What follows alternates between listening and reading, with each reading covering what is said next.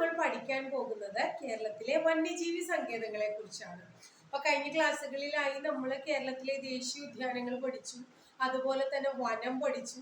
ഈ ദേശീയ ഉദ്യാനം, വനം, വന്യജീവി സങ്കേതം ഇതെല്ലാം കണക്റ്റഡ് ആയിട്ടുള്ള ടോപ്പിക്കുകളാണ് കേട്ടോ. അപ്പൊ അതൊക്കെ 1 by 1 ആയിട്ട് നിങ്ങൾ കേട്ടും അതുപോലെ തന്നെ എഴുതിയും വായിച്ചൊക്കെ ഭംഗിയായിട്ട് പഠിക്കുക. ഇത് മൂന്നും പഠിച്ചു കഴിയുമ്പോൾ തന്നെ ജോഗ്രഫിയുമായി റിലേറ്റഡ് ആയിട്ടുള്ള കുറച്ച് ഭാഗങ്ങൾ, കേരളത്തിന്റെ ബേസിക് ഫാക്ട്സിൽ ജോഗ്രഫിയുമായി റിലേറ്റഡ് ആയിട്ടുള്ള കുറെ കാര്യങ്ങൾ നിങ്ങൾ പഠിച്ചു തീരും. ഇപ്പൊ കേരളത്തിലെ വന്യജീവി സങ്കേതങ്ങൾ തന്നെ കുറച്ച് അധികം ഉണ്ട്. 18ഓളം വന്യജീവി സങ്കേതങ്ങളുണ്ട്. അപ്പൊ ഞാൻ 2 അല്ലെങ്കിൽ 3 ഭാഗങ്ങളായിട്ടായിരിക്കും വന്യജീവി സങ്കേതം എന്ന് പറയുന്ന ക്ലാസ് ഇടുക. കാരണം എന്തുകൊണ്ടാണെങ്കിലും അല്ലെങ്കിൽ നിങ്ങൾക്ക് കുറച്ച് ബുദ്ധിമുട്ടായിരിക്കും അത് ഫോളോ ചെയ്യാനായിട്ട്. അപ്പോൾ ശ്രദ്ധിച്ച് കേൾക്കുക. കേരളത്തിലെ വന്യജീവി സങ്കേതങ്ങളെ കുറിച്ചാണ് പറയണേ. കേരളത്തിൽ എത്ര വന്യജീവി സങ്കേതം ഉണ്ടെന്ന് നമ്മൾ പറഞ്ഞു. ഇപ്പോ 18 വന്യജീവി സങ്കേതം ഉണ്ട് എന്ന് പറഞ്ഞു കേട്ടോ. അതിൽ 4 വന്യജീവി സങ്കേതങ്ങള് ഇടുക്കി ജില്ലയിലാണ്. ഇപ്പൊ കേരളത്തിൽ 5 ദേശീയ ഉദ്യാനങ്ങൾ ഉള്ളതിൽ 4 ഇടുക്കി ജില്ലയിലാണ്. 18 വന്യജീവി സങ്കേതങ്ങളുള്ളതിൽ 4 ഇടുക്കിയിലാണ്. കേരളത്തിൽ ഏറ്റവും കൂടുതൽ വനപ്രദേശമുള്ള ജില്ലയും ഇടുക്കിയാണ്. അപ്പൊ ദേശീയ ഉദ്യാനങ്ങളുടെ ജില്ല, വന്യജീവി സങ്കേതങ്ങളുടെ ജില്ല എന്നൊക്കെ നമുക്ക് എന്തിനെ വിശേഷിപ്പിക്കാം? ഇടുക്കി ജില്ലയെ വിശേഷിപ്പിക്കാം. അപ്പൊ കേരളത്തിലെ ആദ്യത്തെ വന്യജീവി സങ്കേതത്തെ കുറിച്ചാണ് നമ്മൾ പഠിക്കാൻ പോകുന്നത്. കേരളത്തിലെ ആദ്യത്തെ വന്യജീവി സങ്കേതത്തിന്റെ പേര് പെരിയാർ വന്യജീവി സങ്കേതം എന്നാണ്. ഇതാണ് പെരിയാർ വന്യജീവി സങ്കേതം. അതാണ് കേരളത്തിലെ ആദ്യത്തെ വന്യജീവി സങ്കേതം. നോക്കൂ, കേരളത്തിലെ ആദ്യത്തെ വന്യജീവി സങ്കേതമാണ് പെരിയാർ. കൂടാതെ ഏറ്റവും വലിയ വന്യജീവി സങ്കേതവും പെരിയാർ തന്നെയാണ് കേട്ടോ. കേരളത്തിലെ ഏറ്റവും വലിയ വന്യജീവി സങ്കേതവും പെരിയാറാണ്. ഇടുക്കി ജില്ലയിൽ പീരുമേട് താലൂക്കിലാണ് പെരിയാർ വന്യജീവി സങ്കേതം കാണപ്പെടുന്നത്. എവിടെ കാണപ്പെടുന്നു? ഇടുക്കി ജില്ലയിൽ പീരുമേട് താലൂക്കിലായി കാണപ്പെടുന്നു. ഇതിന്റെ പ്രത്യേകത നോക്കൂ, ഇത് 1934 വന്യജീവി സങ്കേതം, അതായത് പെരിയാർ വന്യജീവി സങ്കേതം നിലവിൽ വന്നതാണ്. ഏത് പേരിൽ? നെല്ലിക്കാംപെട്ടി എന്ന പേരിൽ നിലവിൽ വന്നതാണ്. അപ്പൊ പെരിയാർ വന്യജീവി സങ്കേതത്തിന്റെ ആദ്യ നാമം എന്താണ്? നെല്ലിക്കാംപെട്ടി എന്നാണ്. ഈ നെല്ലിക്കാംപെട്ടി വന്യജീവി സങ്കേതം 1934 നിലവിൽ വന്നത്. ആ സമയത്ത് തിരുവിതാംകൂർ ഭരിച്ചിരുന്നത് ശ്രീ ചിത്തിര തിരുനാൾ ബാലരാമവർമ്മയാണ്. അപ്പൊ ശ്രീ ചിത്തിര തിരുനാൾ ബാലരാമവർമ്മയുടെ കാലത്ത് 1934 നിലവിൽ വന്നതാണ് നെല്ലിക്കാംപെട്ടി എന്ന് പറയുന്ന വന്യജീവി സങ്കേതം. ആ വന്യജീവി സങ്കേതം 1930 മുതൽ പെരിയാർ വന്യജീവി സങ്കേതം എന്ന പേരിൽ അറിയപ്പെടുന്നു. അപ്പൊ പെരിയാർ വന്യജീവി സങ്കേതം എന്ന് പറഞ്ഞാലും നെല്ലിക്കാംപെട്ടി വന്യജീവി സങ്കേതം എന്ന് പറഞ്ഞാലും രണ്ടും ഒന്നാണ്. അതിന് വേറൊരു പേരും കൂടി ഉണ്ട്. അതിന്റെ പേര് തേക്കടി വന്യജീവി സങ്കേതമാണ്. അപ്പൊ അപരനാമങ്ങളാണ് തേക്കടി, നെല്ലിക്കാംപെട്ടി എന്നൊക്കെ അറിയപ്പെടുന്നത്. ഇനി 1978 കേരളത്തിലെ ആദ്യത്തെ ടൈഗർ റിസർവായി പെരിയാർ വന്യജീവി സങ്കേതം മാറ്റപ്പെടുകയുണ്ടായി. അപ്പൊ 1978 മുതൽ പെരിയാർ വന്യജീവി സങ്കേതം കടുവ സംരക്ഷണ കേന്ദ്രം എന്ന പേരിലും പ്രസിദ്ധമായി. കേരളത്തിലെ ആദ്യത്തെ ടൈഗർ റിസർവും ഇന്ത്യയിലെ 10ാമത്തെ ടൈഗർ റിസർവും ഏതന്നെയാണ്? പെരിയാർ തന്നെയാണ് കേട്ടോ. ഈ പെരിയാർ കടുവ സംരക്ഷണ കേന്ദ്രം നമ്മുടെ ഇടുക്കി, പത്തനംതിട്ട, കോട്ടയം ജില്ലകളിലായി വ്യാപിച്ചു കിടക്കുന്നുണ്ട് കേട്ടോ. അപ്പൊ പെരിയാർ കടുവ സംരക്ഷണ കേന്ദ്രം ഇടുക്കി, പത്തനംതിട്ട, കോട്ടയം ജില്ലകളിലായിട്ട് വ്യാപിച്ചു കിടക്കുന്നു.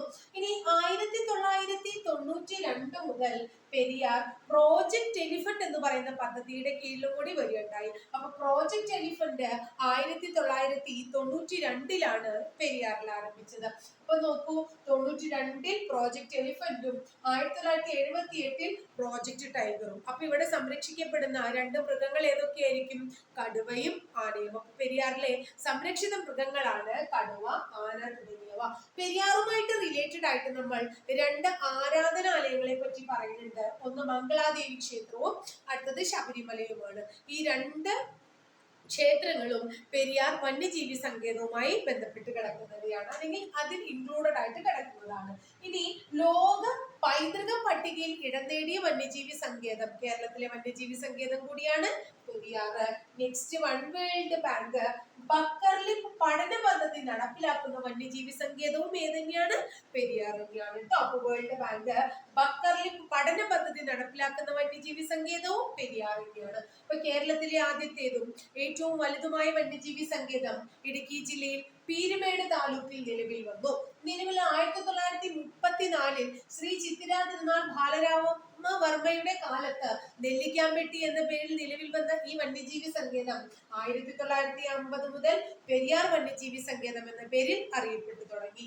അതിന് തേക്കടി വന്യജീവി സങ്കേതം എന്ന അപരനാമം കൂടിയുണ്ട്.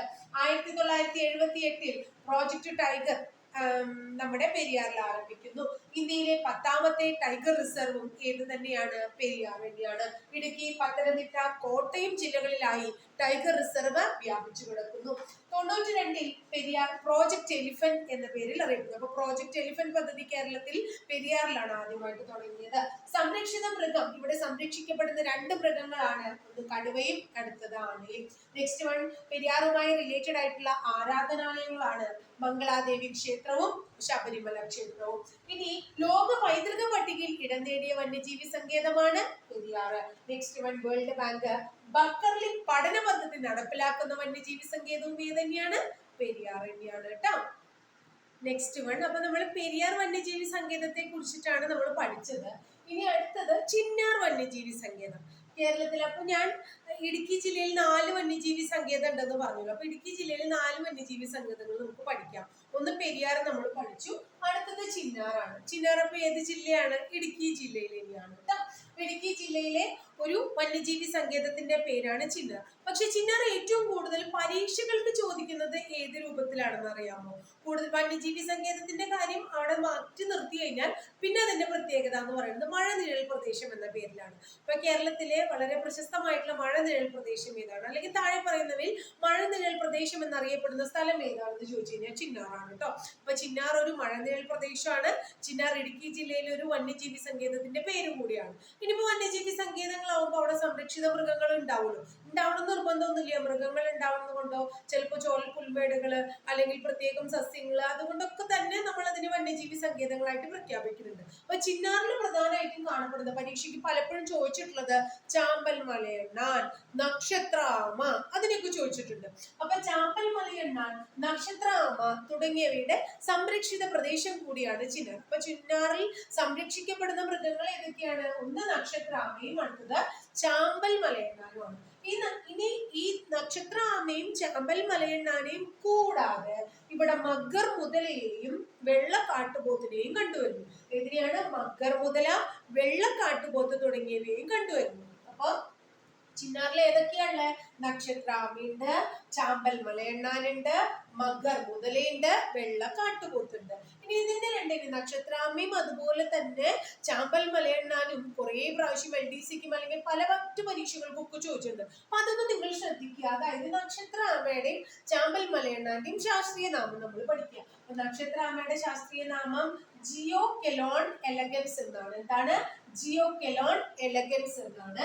ചാമ്പൽ മലയണ്ണാന്റെ ശാസ്ത്രീയ നാമം റെറ്റൂഫ മെക്രോറ. എന്താണ്? റെറ്റൂഫ മെക്രോറ എന്നാണ്. അപ്പൊ ഇത് രണ്ടും ഒന്ന് ഓർത്തു വെക്കണം. നക്ഷത്രാമയുടെ ജിയോകെലോൺ എലഗൻസ് എന്നാണ്, ചാമ്പൽ മലയണ്ണാന്റെ റെറ്റൂഫ മെക്രോറ എന്നാണ്. ഇത് രണ്ടും ഓർത്തു വയ്ക്കാം.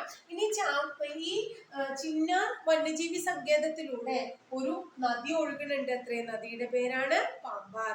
നമ്മൾ നദികൾ പഠിക്കും. ചിന്നാർ വന്യജീവി സങ്കേതത്തിലൂടെ ഒഴുകുന്ന നദിയാണ് പാമ്പാർ. അപ്പൊ കേരളത്തിൽ ആദ്യത്തെ വന്യജീവി സങ്കേതം, ഏറ്റവും വലിയ വന്യജീവി സങ്കേതം, ഇതൊക്കെ ഇടുക്കിയിലാണെന്ന് പറഞ്ഞു. ഇതിന്റെ പേരാണ് പെരിയാർ എന്ന് പറഞ്ഞു. ഈ ഇടുക്കി ജില്ലയിലെ വേറൊരു വന്യജീവി സങ്കേതത്തിന്റെ പേരാണ് ചിന്നാർ എന്ന് പറഞ്ഞു.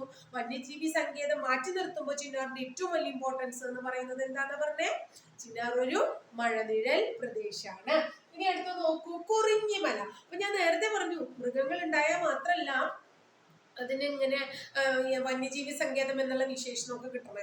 അപ്പൊ ഇവിടെ എന്താ അറിയോ കുറിഞ്ഞിമലയുടെ പ്രത്യേകത? ഒരു സസ്യത്തെ പ്രൊട്ടക്ട് ചെയ്യാനായിട്ട് നമ്മൾ ആദ്യം ആരംഭിച്ച ഒരു വന്യജീവി സങ്കേതമാണ് കുറിഞ്ഞിമല.